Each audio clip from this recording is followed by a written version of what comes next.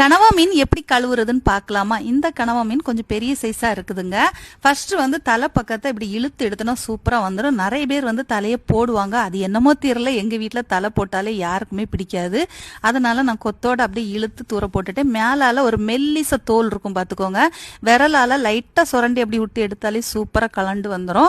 அப்புறம் பிளைன்ல ரெக்க இருக்கும் பாத்தீங்களா, அது மாதிரி இந்த கனவா மீனுக்கு வால் பக்கத்துலயும் இருக்கும் பார்த்துக்கோங்க. அதையும் நம்ம அந்த தோலை நீக்கிட்டு கட் பண்ணி எடுத்துக்கலாம். வயிற்று பகுதியில டிரான்ஸ்பரண்டா இந்த மாதிரி ஒரு பிளாஸ்டிக் மாதிரி ஒரு பேப்பர் டைப்ல இருக்கும். ஆனா எல்லா கனவா மீனுக்கும் இப்படி இருக்குது. அதான் எடுத்து தூக்கி போட்டுருங்க. அப்புறம் உள்ளாடி குடல்கள் கிளுக்குன்னு இருக்கும் பார்த்துக்கோங்க. அதை விரல் போட்டு எடுக்கிறதுக்கு கஷ்டமா இருக்கும். அதனால அந்த மீனோட எண்டுல ஒரு கத்திரி வச்சு நம்ம வெட்டி விட்டுட்டோம்னா இந்த பக்கம் நம்ம தண்ணியை விட்டு எடுக்கும்போது அழகா பிசுக்கி வெளியில எடுக்கும்போது வந்துடும். ஆனா ஒரு சிலர் இந்த மாதிரி நீளமா வயிற்ற கிழிச்சு இப்படியும் ஓபன் பண்ணி எடுத்துக்குவாங்க. இந்த மாதிரி ஓபன் பண்ணி நம்ம எடுக்கும்போது அடுத்தது பீஸ் போடுறதுக்கு கொஞ்சம் கஷ்டமா இருக்கும். அதனாலதான், ஏன்னா ரொம்ப வலிகி போகும். ரவுண்ட் ஷேப்ல வெட்டும் போது நமக்கு கையில பிடிச்சு வெட்டுறதுக்கு ஈஸியா இருக்கும். நீங்க எந்த மாதிரி வெட்டி கிளீன் பண்ணுவீங்கன்னு மறக்காம கமெண்ட்ல Download ShareChat.